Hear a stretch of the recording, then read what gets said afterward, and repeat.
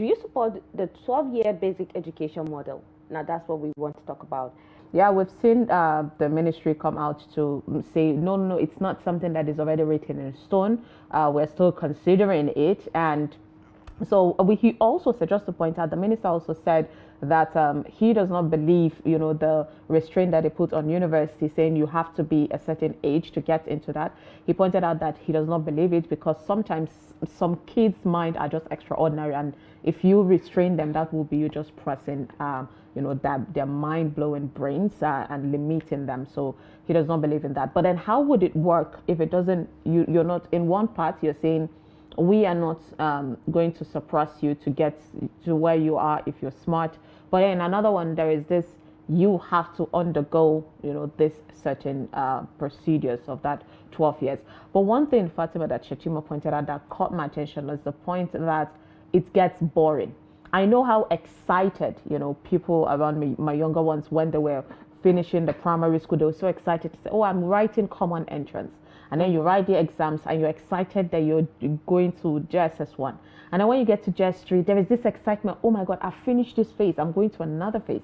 So you do the junior WAEC and you're just hopeful.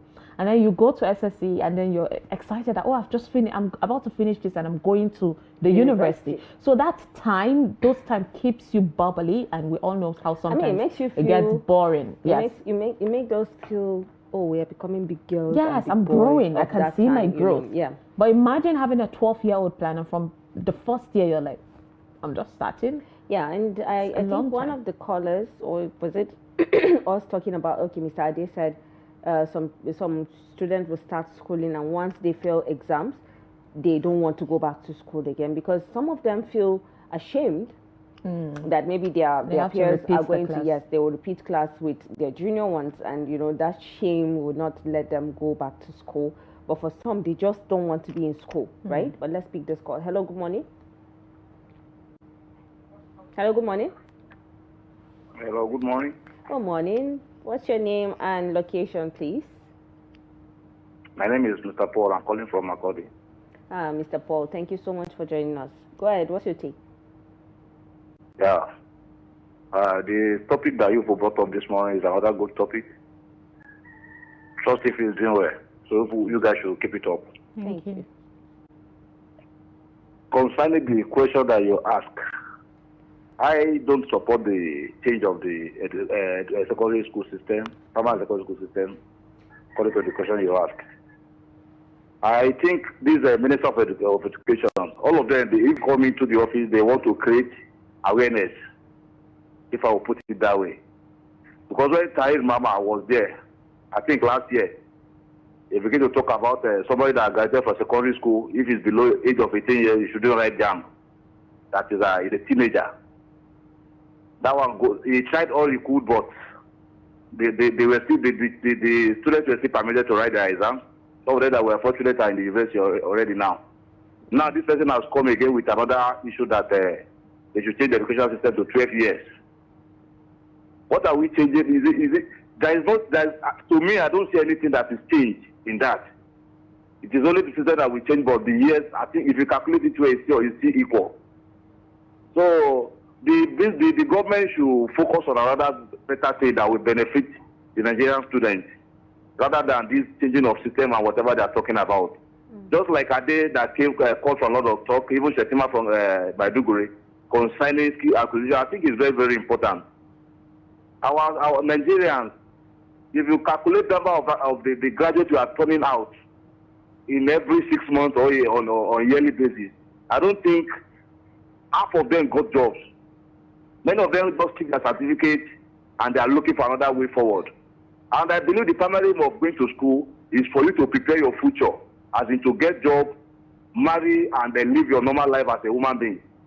Our government are not looking towards all these things. I remember I used to hear the story that in those days, before you even graduate from the university, people are applying but they are calling for you to come and apply so that you get job. I think this day reverse is the case that our government are not looking towards that direction. They are only bringing issues that will bring confusion to the students, that will benefit them not, that will not even benefit their parents. Many graduates now, when they finish, they still go back to their father's house and be eating food. And they cannot afford to pay house rent.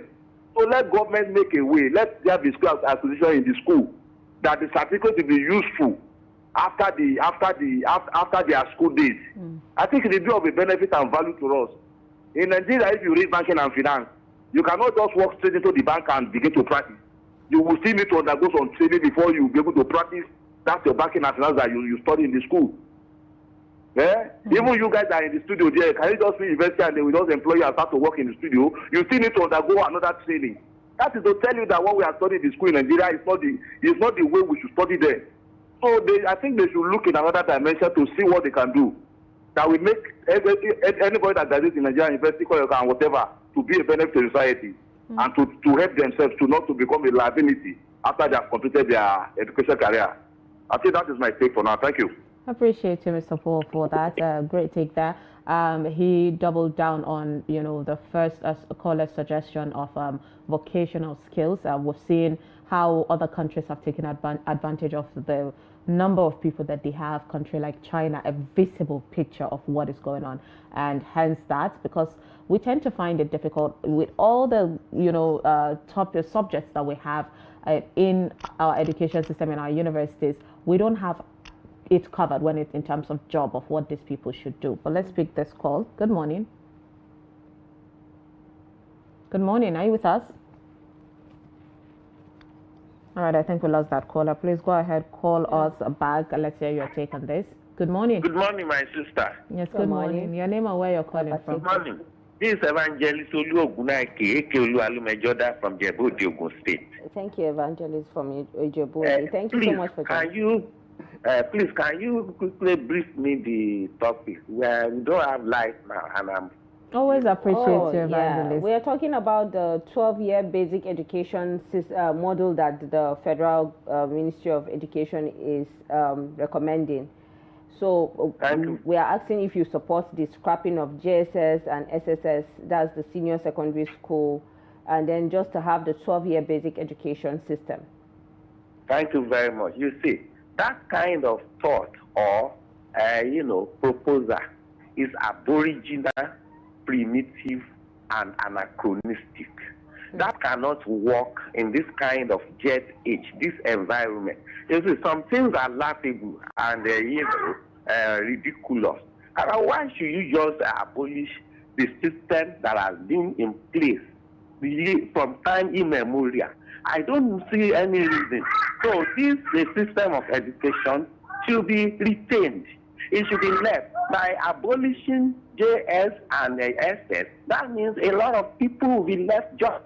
Why is the government active in making people to cry, in making people to be jobless, in making people to be employed? And that, of course, the multiplier effect of that is that there will be increase in terms of insecurity. There will be increase in terms of crime and criminality. And the government will not be able to contain it at the end of the day. And when these things begin to happen to innocent people, it is going to fall back on the government themselves. So the government should do the needful, and they should not make a kind of action. They said they have postponed it till October. So it shouldn't be at all. These people in government, they were educated. They went through, most of them went through free education. They were organized by Shikoba Senaulo of blessed memory. Why are they making life difficult for Nigerians? The removal of first subsidy has caused a lot of untold hardship to innocent Nigerians that voted you into power. Come rain, come sunshine. All these evil machinations against the masses is not good at all. So they should have a restraint, and they should not even talk about this kind of, maleficent kind of action. Why should you abolish the system that has been, the system that you in government you went through it? It's not good at all. This is not good. It's archaic, it's barbaric, it's laughable, it's ridiculous, it's obnoxious. Thank you, and God bless you. Evangelist Oluogunaike from Jebu. I appreciate you, Evangelist from Ijebu Ode, for that. I think his own understanding was based on what the Federal Ministry of Education said on, the age of you have to be 18 to get to university. I think he was coming from that angle. But what we're talking about, just to deep dive and double down on it, is that the federal ministry came out to say we're going to move from, you know, the normal age that we use, talking about the 9 from preschool to primary school, and then the 3 from junior, and then there is the SS, and then of course we're moving to university, but we're going to take the 3-year plan instead. And you know, that's or 12 years, beg your pardon. So that's what he has been talking about. And even though they said they have not made a decision, we wanted to hear your take on that. If you have a positive or, you know, take on that, we want to hear. If there is a negative concern, I wouldn't say it, just if there is a concern, then you call it out so that we can dissect it, because this decision, one way or another, it affects everybody in the country. Yeah. You know, if you're not a child, then you're definitely going to be a parent or auntie, uncle to someone that will and then, you know, it. just it's I appreciate Evangelist for not having, like, this is the second time that he's calling without having a light timing. To see or know what we are talking about, and he's willing to participate. So I feel you know, the need, while we always put out our social media handles, especially on YouTube, if you have charged on your phone, you can actually just watch and then get a feel and understanding of what we're talking about. But then let's pick this last call. Hello, good morning. Hello, good morning. Do we still have the caller? Okay, I can barely hear you. Your voice is very faint. Hello, good morning. Good morning. Your name and location, please. This is Basekon calling from Gombe. Basekon. Well, your network is a bit cracky, but then go ahead. What's your take? Sincerely speaking, the session is really a session to be heard and to be watched. Yes, the topic for today is, do you support the education model? I tend to follow what Sheffield has said from Borno.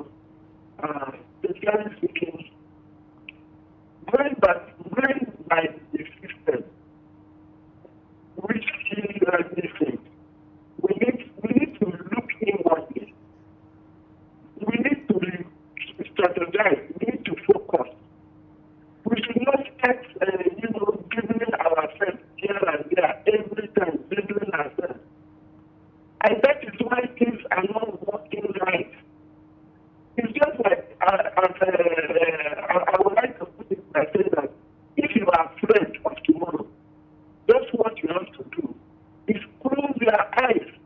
For instance, maybe something is scaring you. Just close your eyes. That image or that something that tends to making you afraid is being scared off. That is why it is always good for us. Hello? Hello? Can you hear us? I'm still on. I said that is why it's always good for us to be focused. Your network, if you can call back, I think your network is a bit, it's cracky. We can barely even pick what you're saying, but just do well to call us back, please. Yeah. But let's quickly take a look at some WhatsApp messages. This is coming from Livingstone, Academic, and from Joss. He said, good morning, dazzling ladies of daybreak. Change is the only constant thing in life. On that note, I think we should experiment the new proposal in our education system. But my advocacy is for better funding for our educational institutions beyond changing the model.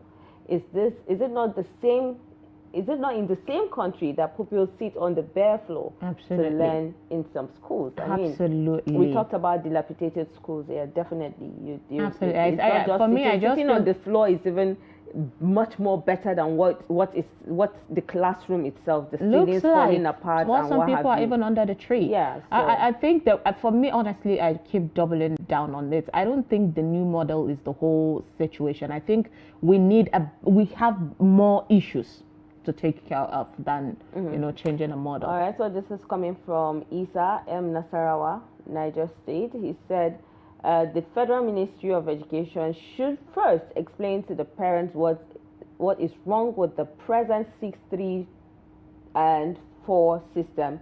The education sector needed more funding, teachers training and development, etc. Well, good question. Indeed. They need to explain A very because there hasn't been a clear reason on why there's a need for the change of model. Yeah. Not from the Ministry of Education. All right, so another one coming from Mohammed Bello Misal from Bauchi. He said, good morning. In my humble opinion, vocational education offers numerous enhancements over ordinary basic education, including practical skills acquisition, career opportunities, personal development, economic benefits, relevance to industry needs, flexibility emphasis should be diverted towards the vocational education rather than just basic education. Indeed. Also a smart one. I appreciate you, Mohammed Bello, for that. Talking about where there should be emphasis and more importantly, vocational skills. Talking earlier, I was talking about how some people would study some courses. I don't want to call out some courses, and there is no place for that person to fit in, you know, in terms of job seeking. So you finish that and you start looking for where to work, where to go, and and you don't have any other skills apart from that thing that you study. So that's why the vocational would come important, and there should be at least 1 year given to this to teach children or graduates what to do, and what to do on all of that. So hopefully we get to see that.